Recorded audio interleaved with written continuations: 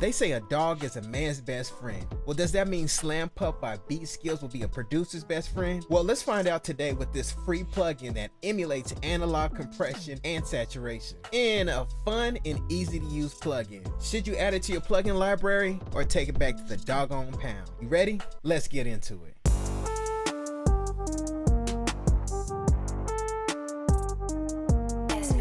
As you can see here, there's not too much to this individual plugin. We just have our input and output knobs right here. Then we have Bark. Bark is actually going to be the tube drive. And then on the right hand side, we have Bite. And Bite is actually the threshold. In the middle between Bark and Bite, we can see the wet dry knob, so we can have the wet signal blended in with the original dry signal. And as we change the bark setting, you can see here on your screen that the puppy actually gets a little more aggressive. So it starts looking kind of nice and docile, and then as we turn up the knob, we see it gets a little more aggressive, then more aggressive, and then more aggressive. So that shows you the amount of tube drive that you're adding to your signal. And then similarly here under Bite, we can see the bones start to get larger and larger. So let's go ahead and try this plugin on an 808, and let's go ahead and see how it sounds together.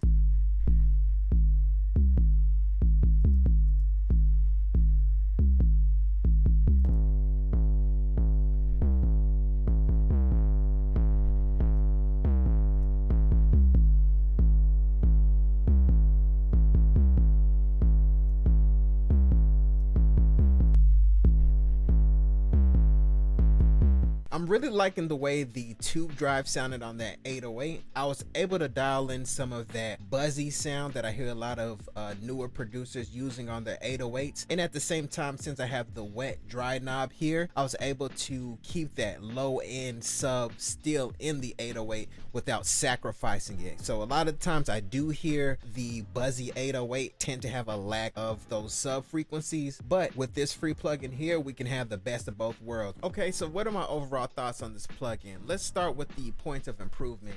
One thing that kind of confused me at moments was the difference between the bark and the bite.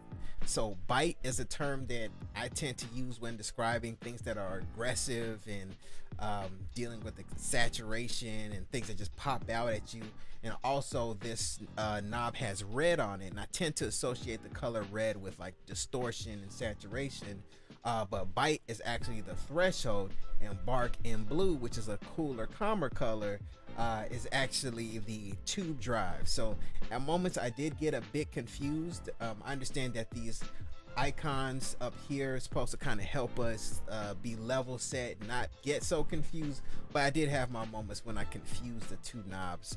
So if there could be something added here to these knobs to kind of show drive, I just made the mistake there, drive and threshold, so that way the user can be a little bit more focused on what's going on. We're kind of feeling our way whenever we're using these plugins, and we don't want to be making changes and thinking we made improvements and we actually swapped out the two uses of these knobs. The second point of improvement that I have here is for there to be an auto gain. I know you've seen some of my other content. Auto gain is something that I really harp on, just because dealing with volume matching and making sure that the gain is in the right place can kind of be time consuming and also kind of throw the vibe off. We're using plugins, we're not using hardware where we're physically feeling things, so we don't want to get out of the flow of making music to keep clicking and moving things up and down. So if that's a possibility to be added to this plugin, that would be greatly appreciated. Now moving on to the pros, I would say number one is, of course, that it's free. That's always a pro, especially when we can get quality sounds from free plugins. Also, it's very easy on the CPU. I didn't run into any type of CPU issues whenever I was messing with this plugin. So you can use SlamPup while you're working on beats, or if you have a lot of vocals, you don't have to worry about this plugin being the culprit for slowing down your computer. And also, this plugin really delivers on its promise of being in, an aggressive analog type of emulation plugin, Once again, personally, I pulled out mostly using that tube drive of this compressor.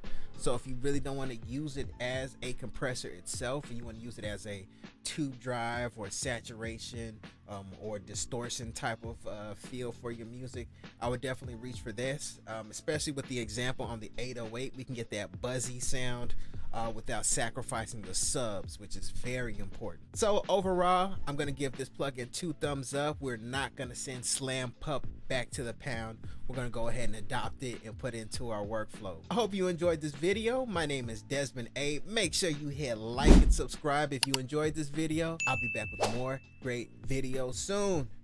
Peace. Desmond A.